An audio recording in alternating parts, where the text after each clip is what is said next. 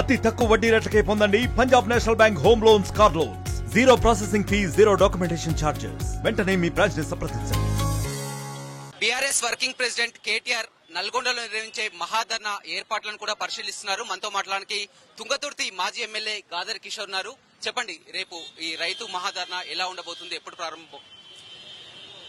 మోసపూరితమైనటువంటి మాటలతో, అబద్దపు ప్రచారాలతో గద్దెనెక్కినటువంటి కాంగ్రెస్ ప్రభుత్వం, మిస్టర్ రేవంత్ రెడ్డి చేస్తున్నటువంటి అరాచకాలు, పడుతున్నటువంటి రైతాంగం బాధలను గమనించినటువంటి కేటీఆర్ గారు రైతాంగం పక్షాన ఈ ప్రభుత్వం మీద ఒత్తిడి తీసుకొచ్చి ప్రశ్నించడం కోసం నల్గొండకు బయలుదేరుతున్నటువంటి దాన్ని తలుసుకొని భయపడ్డటువంటి ఈ ప్రభుత్వ పెద్దలు 2 సార్లు పర్మిషన్ ఇవ్వకుండా మమ్మల్ని ఇబ్బంది పెడితే మేము కోర్టును ఆశ్రయించి పర్మిషన్ తెచ్చుకొని రైతాంగం పక్షాన ధర్మ కార్యక్రమాన్ని నిర్వహించి నువ్వు చెప్పినటువంటి రైతు బంధు ఏమైంది, నువ్వు ఇస్తా అన్నటువంటి చెప్పినటువంటి మిగతా 6 గ్యారెంటీలు ఏమైనాయి, నువ్వు చెప్పినటువంటి 420 రోజులు దగ్గర పడుతుంటే ఈ 420 దొంగ అయిన రేవంత్ రెడ్డి 420 హామీలు ఏమైనాయి ప్రశ్నించడం కోసం బయలుదేరుతున్నటువంటి కేటీఆర్ గారికి ఇక్కడ స్వాగతం సుస్వాగతం తెలియజేసి ఉమ్మడి నల్గొండ జిల్లా రైతాంగం అందరం కూడా ఈ కార్యక్రమంలో భాగస్వాములు కావడానికి సిద్ధంగా ఉన్నామని చెప్పి తెలియజేస్తూ రేపు ధర్నా కార్యక్రమాన్ని నిర్వహించబోతా ఉన్నాం. కానీ కావాలని చెప్పేసి ఒక కుట్రాపూరితమైనటువంటి ధోరణితో ప్రశ్నిస్తున్నటువంటి గొంతుని అనగదొక్కాలని చెప్పేసి లేనిపోని అబద్దపు కేసులు పెట్టి అబద్దపు ప్రచారాలు చేసి ఎంత హింసకు గురి చేసి వాళ్ళు మానసిక సంతృప్తి పొందినా రైతాంగం పక్షాన మాకు ఇచ్చినటువంటి ప్రధాన ప్రతిపక్ష పాత్రని నిర్వహించడం కోసం మా వర్కింగ్ ప్రెసిడెంట్ గారు గాని మేమందరం గాని సిద్ధంగా ఉన్నాం. ఇప్పుడు జరుగుతున్నటువంటి మాట మదన వేయండి, దావోస్కి ఏదో వేయండు, 1,78,000 కోట్లు మొత్తం పెట్టుబడులు వచ్చినాయి అన్నాడు. అవంతా బ్లఫ్, అవంతా జోకు, మనకెరికే. డెస్టినేషన్ మ్యారేజ్ దగ్గర డెస్టినేషన్ అగ్రిమెంట్ చేసుకుని ఇక ఉన్నోళ్ళే జూబ్లీస్ పక్క ఉన్నోళ్ళే పోయి అగ్రిమెంట్ చేసుకుని వచ్చారు. అదొక మాట. రాగానే నిన్న కొడంగల్లా ఆయన పెద్ద మీటింగ్ పెట్టి మీరు అందరూ చూసుకొని ఇవాళ జనవరి 26వ తారీఖు కాబట్టి బ్యాంకులలో జరి ఇబ్బంది అయింది, 12 దాటంగానే టకీ అని చెప్పేసి మీ ఫోన్లు మోగుతాయని చెప్పేసి అన్నారు. ఇప్పుడు చూసినా ఎన్నో జగిత్యాల అక్కడ రైతులు పాపం ఫోన్ పట్టుకొని చూస్తున్నారు, ఇక పడుతుందేమో టకీ అని చెప్పి. లేకపోతే గడియారంలో ముళ్ళు గంట కొట్టగానే టక్కీ అనగానే పడదేమని చెప్పేసి పరిశానే చూస్తున్నారు. రాత్రి వరకు పడతాయంట. రాత్రి వరకు పడితే చూద్దాం మరి, మంచిదేనా పడితే. మళ్ళీ ఆయన మాట్లాడిన మాటని 15 నిమిషాలనే మాట మార్చి 31 తారీఖు అన్నాడు. అందుకే నిన్న మొన్న అది సినిమా వచ్చింది గేమ్ చేంజర్ అని చెప్పి. ఈయన చూసిన తర్వాత రేవంత్ రెడ్డి గాని హీరోగా పెట్టి టంగ్ చేంజర్ అని చెప్పి సినిమా తీయాలనుకుంటారు. ఎందుకంటే మాట మార్చలే కదా వాని పని, నిమిషానికో మాట మారుస్తా పోతున్నాడు. మా వాళ్ళు అడిగారు, సార్ మార్చి 31 ఎందుకు పెట్టినట్టవని. ఏప్రిల్ తెల్లారితే ఏప్రిల్ 1వ తారీఖు ఉన్నది, మిమ్మల్ని అందరూ ఏప్రిల్ పూలు అంటందుకు మార్చి 31 తారీఖు పెట్టిండు. ఏప్రిల్ పూలు చేస్తే మన బతుకు 10,000 కోట్లు అప్పు తీసుకొచ్చినా ఏదైనా చేసి ఇస్తా అని చెప్పేసి మాట్లాడుతున్నాడు. 1,47,000 కోట్లు అప్పు చేసిండు. ఈ రోజు వరకు 1,47,000 కోట్లు అప్పు చేసిండు. కానీ రైతాంగానికి రైతు భరోసా ఇయ్యలేదు. ఇస్తాన 15,000 రైతు భరోసా పక్కన పెడితే 12,000 ఇస్తా అంటున్నాడు. మొన్న ఇయ్యనటువంటి భరోసా గురించి మాట్లాడు. 1,52,00,000 ఎకరాలకు బీఆర్ఎస్ ప్రభుత్వం ఇచ్చింది. మరి నువ్వేని ఎకరాలకు ఇస్తావంటే చెప్పడు. గుట్టలకి రోడ్లకి అన్నాడు. మరి ఎన్నిటికి ఇస్తావు చెప్పంటే చెప్పడు.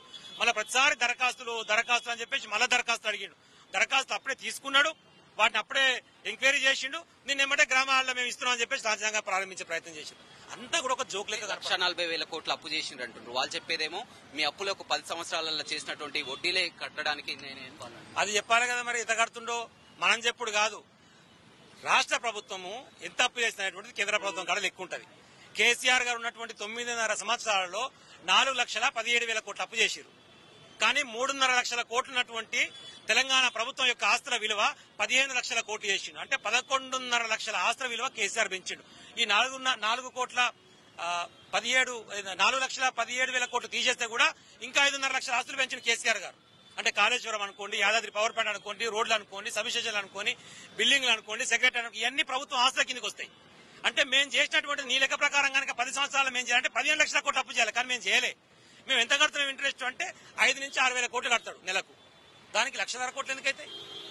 అట్లా చేసినా కూడా లెక్క 50,000 కోట్లే కావాలి కదా. మరి మిగతా 1,00,000 కోట్లు ఏం చేసినావు అంటే కాంట్రాక్టర్లను బాగుపరచడం కోసం వాళ్ళకి పైసలు దోషిపెట్టాలి, కమిషన్లు తీసుకోవాలి, అవి తీసుకుపోయి కప్పం కట్టాలి ఢిల్లీలో. కేసీఆర్ 4 పథకాలు, రైతు భరోసా, ఇందిరమ్మ ఆత్మీయ భరోసా, రేషన్ కార్డులు, ఇందిరమ్మ ఇల్లు. అవును, 4 పథకాలు ఇంతకుముందు లేనివి, అవి కొత్తవి కావు కదా. ఎవరు అప్లై చేసుకుంటే వాళ్ళకి రేషన్ కార్డు వస్తుంది. ఇవాళ మాట్లాడితే మా గవర్నమెంట్ లో కూడా 6 లక్షల చిల్లర ఇచ్చినామండి, అవన్నీ కావాలంటే డీటెయిల్స్ మీకు కూడా ఇస్తాను. చెప్పాల్సిన విషయం ఏంటంటే ఈ రోజు నిన్న మాడుకుంటే రేవంత్ రెడ్డి గారు అన్నదానికి కేటీఆర్ గారు చెప్పారు చారిత్రాత్మక ఘట్టం. అంటే ఇంతకుముందు రేషన్ కార్డు లేవా? చారిత్రాత్మక ఘట్టం ఈయన కనిపెట్టినట్టు రేషన్ కార్డుని ఎప్పటి నుంచో నడుస్తుందేనా? రేషన్ కార్డు ఇండ్లు లేవా? ఇంతకుముందుకు ఇండ్ల పథకం ఎప్పటి నుంచో నడుస్తుందేనా? కార్యక్రమం నల్గొండ జిల్లా కేంద్రం క్లాక్ టవర్ సెంటర్ లో హైకోర్టు ఇచ్చిన అనుమతులకు లోబడి కార్యక్రమాన్ని నిర్వహిస్తా ఉన్నాం. ఇందులో ప్రధానంగా రైతు డిక్లరేషన్ పేరుతోటి కాంగ్రెస్ పార్టీ రైతుల్ని ఏ రకంగా ఎన్నికల ముందు మోసం చేసిందో ప్రజలందరూ కూడా గమనిస్తా ఉన్నారు.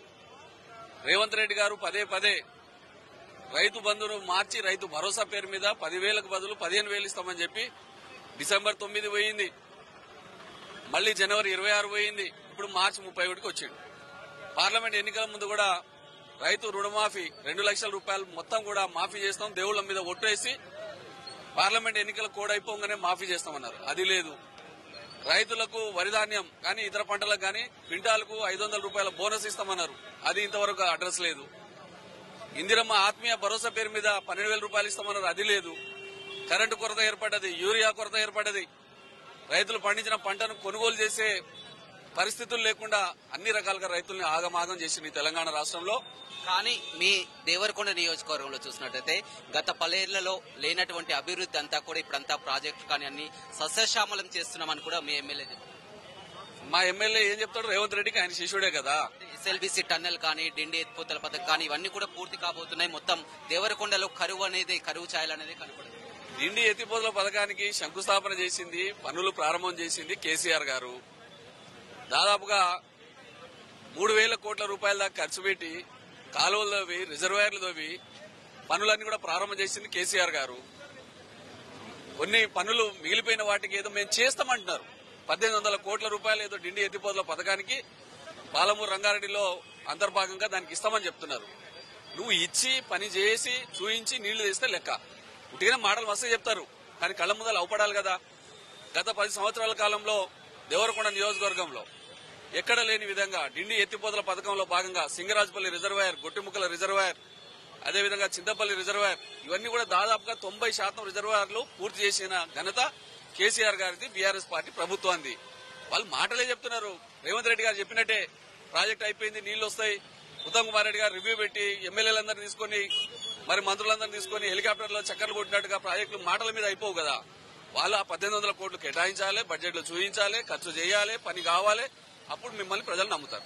రైట్, చూడొచ్చు రైతు ధర్నాకు సంబంధించినటువంటి ఏర్పాట్లన్నీ కూడా కొనసాగుతున్నాయి. క్లాక్ టవర్ చౌరస్తా అంతా కూడా మొత్తం ఇక్కడ గులాబీమయంగా మారినటువంటి పరిస్థితి కనిపిస్తుందని చెప్పవచ్చు. ఇప్పటికే పోలీసులు పర్మిషన్ ఇవ్వకపోవడంతో కూడా హైకోర్టుకు కూడా వెళ్లి పర్మిషన్ తీసుకొని కూడా ఆ సభ జరుగుతుంది. అందరి కళ్ళు కూడా సభపైయే ఉన్నాయి. కేటీఆర్ ఏం మాట్లాడతారని ఒక సస్పెన్స్ నెలకొంది. ఎందుకంటే రాష్ట్ర ప్రభుత్వం కూడా ఇటీవల 4 సంక్షేమ పథకాలను కూడా ప్రవేశపెట్టింది. మొత్తం ఏదైతే ఉన్నో రైతు భరోసా కింద అందరి అకౌంట్ లో కూడా డబ్బులు జమ చేస్తా అన్నారు. కానీ ఇంకా డబ్బులు పడనటువంటి పరిస్థితి ఉండడంతో కూడా కేటీఆర్ మొత్తం రాష్ట్ర వ్యాప్తంగా జరుగుతున్నటువంటి ఆ 4 పథకాలకు సంబంధించి కూడా మాట్లాడే అవకాశం కనపడుతుంది. మరోవైపు పోలీసులకు కూడా ఒక టెన్షన్ వాతావరణం అని చెప్పవచ్చు. ఎందుకంటే గతంలో ఇక్కడ ఫ్లెక్సీలా గొడవ చూడడం జరిగింది. పర్మిషన్ ఇవ్వకుండా చేసినటువంటి పరిస్థితి కనిపిస్తుంది. క్లాక్ టవర్ రద్దీగా ఉండేటటువంటి ప్రాంతం ఉమ్మడి నల్గొండ జిల్లా వ్యాప్తంగా కూడా మొత్తం 12 నియోజకవర్గాలకు సంబంధించి కూడా మొత్తం కార్యకర్తలు, రైతులు కూడా తరలి వచ్చే అవకాశం కనపడుతుంది. కానీ క్లాక్ టవర్ చౌరస్తా మాత్రం చాలా క్రౌడ్ గా ఉండేటువంటి చౌరస్తా. పార్కింగ్ కానీ ఆ కేటీఆర్ వెంట వచ్చే వాహనాలు కానీ ఏదేమైనప్పటికీ కూడా మొత్తం ఒక రేపటి గురించి మాత్రం అన్ని ఏర్పాట్లు కొనసాగుతున్నా కానీ పోలీసులో కూడా అదే విధమైనటువంటి టెన్షన్ అయితే నెలకొందని చెప్పవచ్చు. మరిన్ని వీడియోస్ కోసం ఛానల్ ని సబ్స్క్రైబ్ చేయండి. లేటెస్ట్ అప్డేట్స్ కోసం వాట్సాప్ ఛానల్ ని ఫాలో అవ్వండి. ఆ లింక్ డిస్క్రిప్షన్ లో ఉంది.